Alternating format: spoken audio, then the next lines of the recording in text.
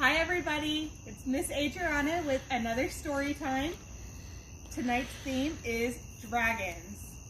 Alright? And as always, we are going to start off with I'm gonna like a. Alright?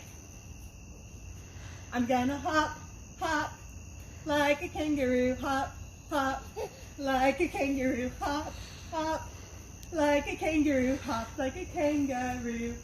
We're gonna swing, swing, like an elephant, swing, swing, like an elephant, swing, swing, like an elephant, swing like an elephant. We're gonna waddle, waddle, like the penguins do, waddle, waddle, like the penguins do, waddle, waddle, like the penguins do, waddle like the penguins do.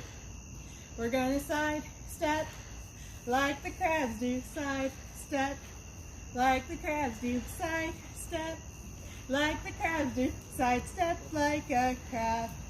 We're gonna sit down, like the children do, sit down, like the children do, sit down, like the children do, sit down for story time. Theme is dragons. So we're going to read some dragon books. And this is my helper, Nova.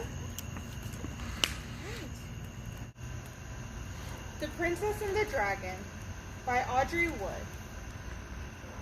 Published by Child's Play International.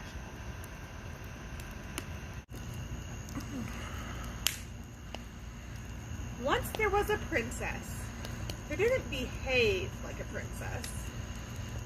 The king and queen were shocked by her frightful manner.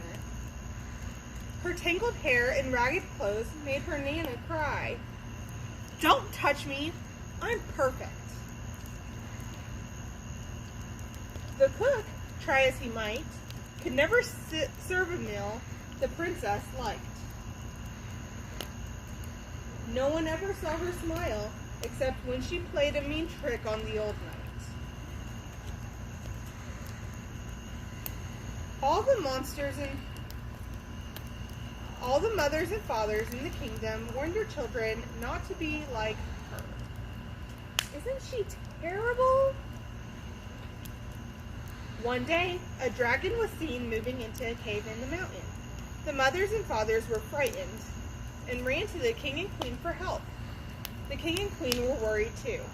They knew that dragons like to kidnap princesses. But most upset of all was the old knight, as it was his job to protect the royal child. The news gave the princess a mean idea.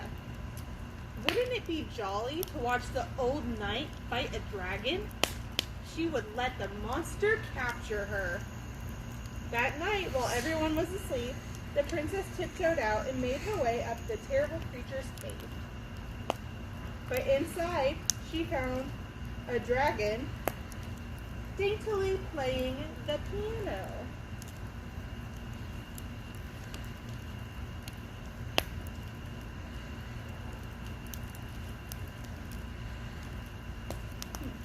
The dragon was not at all what the princess had expected.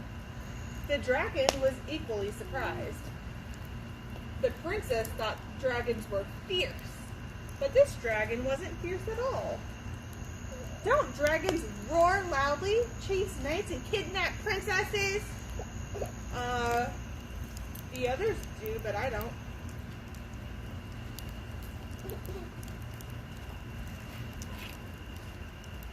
The dragon thought that princesses were gentle. But this princess wasn't gentle at all. The princess knew she could be a better dragon than the dragon. And the dragon knew it could be a better princess than the princess. Suddenly, they both had an idea.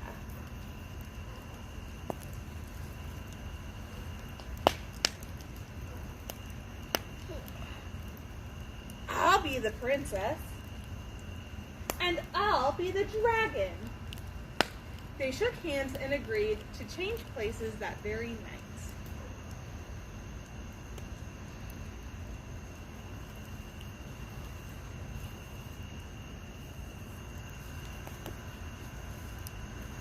And wasn't Nanny surprised the next morning? Oh, how lovely you look, Princess. Why, thank you, Nanny dear. The dragon had put on a lovely blue gown. It curtsied sweetly and wanted some powder for its nose. The king and queen were overjoyed at the change. Oh, how polite you are, Princess. What perfect manners.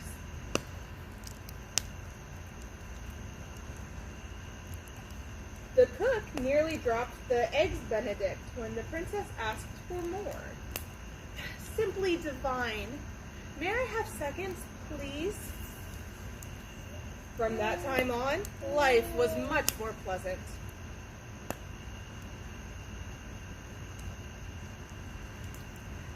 No one really minded the dragon's mean pranks. No one, that is, except the knight, who had to rescue the princess whenever the dragon captured her.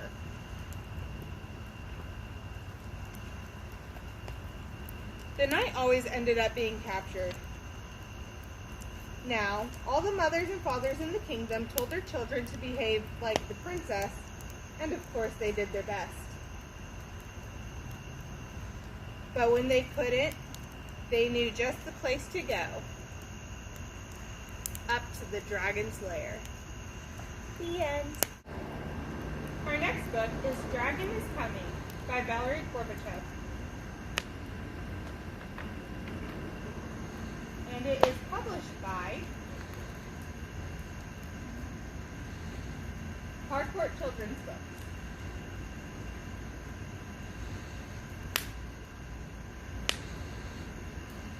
One summer day, Dog was watching the clouds. Some looked like fluffy white ducks in a blue lake. Some looked like ice cream cones. Suddenly, a dark cloud rolled in. Wow! That big gray cloud looks like a dragon that will swallow the sun. Dog's voice woke up Mouse, who was taking a nap nearby. Ah! Dragon is coming! Mouse ran past the Goose Brothers.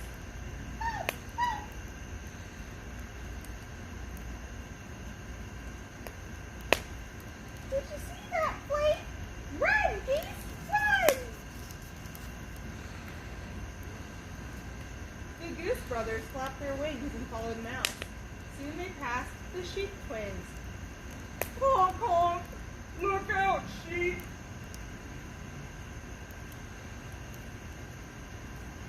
Dragon is coming to swallow the sun, and we're next! Honk! Did you hear his stomach rumble? The Sheep Twins stamped their hooves, following Mouse and the Goose Brothers. Soon they met Mrs. Cow and Mrs. Pig. Ah! Honk, honk! Holy cow, Miss Cow! Follow us, Mrs. Pig! Dragon is coming! Did you feel that drop? He's licking his lips!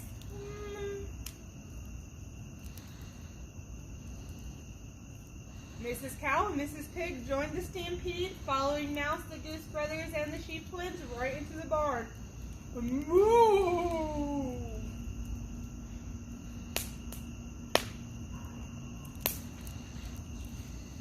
Mouse closed the door. She locked the windows, then all the animals sat quietly in the darkness. He's coming closer and closer. Do you hear all that noise? He's right outside. The animals huddled together and approached the door.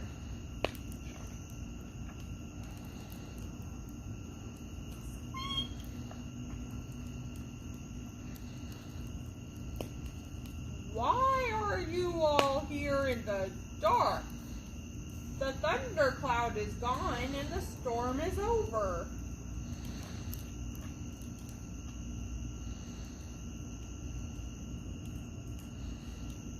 Thundercloud? We're There's nothing to be afraid of.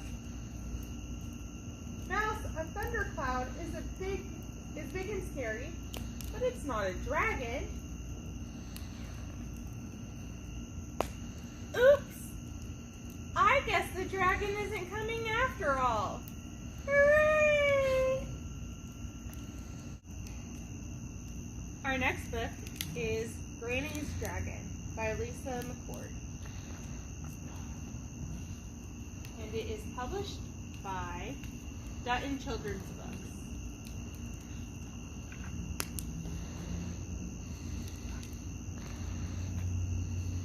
After exactly 3 desserts and 12 stories, Granny said, "Time for bed.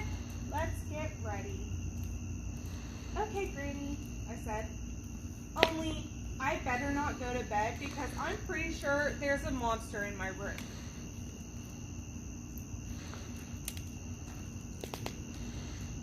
"If there's a monster in your room, he'll have to get ready too," said Granny sternly. "He'll have to put on his pajamas." "Big scary monsters don't fit in pajamas, Granny. If he tried to put them on, he'd probably rip them all up with his huge hairy arms and legs." "I will not let any monsters that huge and hairy sleep in your room. He'll have to go out and sleep in the garage," said Granny. "What if the monster comes back to my room to eat me after you go?" "Lucky for you, I happen to make a stew that is very delicious to monsters. I'll cook some up and leave it right outside your bedroom door. Then the monster will be full and he won't eat you." "Not even for dessert?" "Good point," said Granny. "I'd better make him a monster dessert too."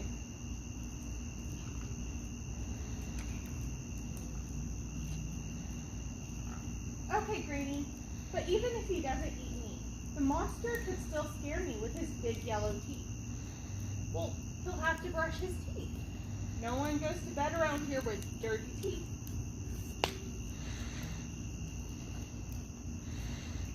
"He could growl at me, or shake his arms in the air and say, 'Booga booga booga!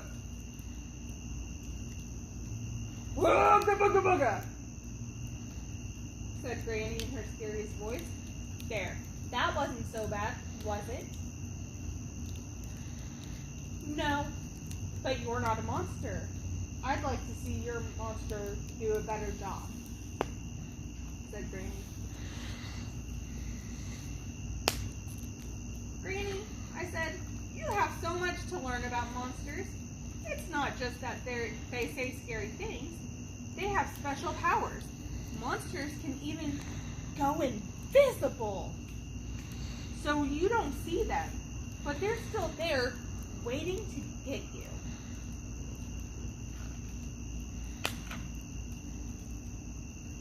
"I see," said Granny. "Well then, here's what I'll do. I'll whistle for my very large but good-hearted dragon to stay right by your bed all night and protect you. She can go invisible too, and she's way bigger and stronger than any monster."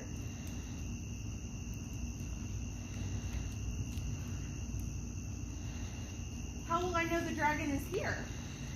"How do you know the monster is here?" said Granny.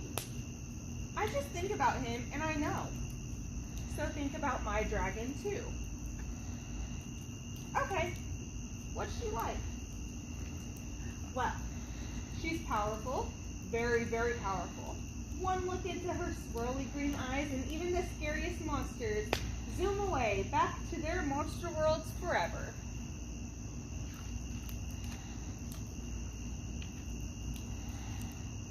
"Why are they so afraid of her?"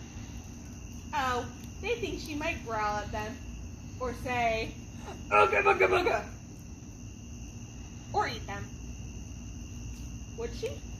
"Nah, she's a vegetarian. She does love my monster stew though. And she'll stay right by my bed all night long. All night long."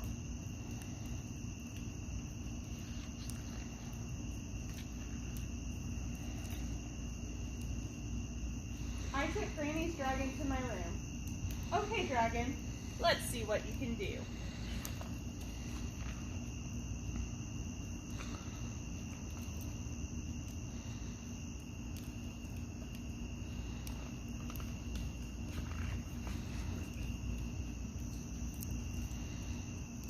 Everything's okay now, Granny. Granny shook her finger at the dragon. Oh no, it's not. Come with me, dragon. That's more like it. Did the dragon forget to brush her teeth?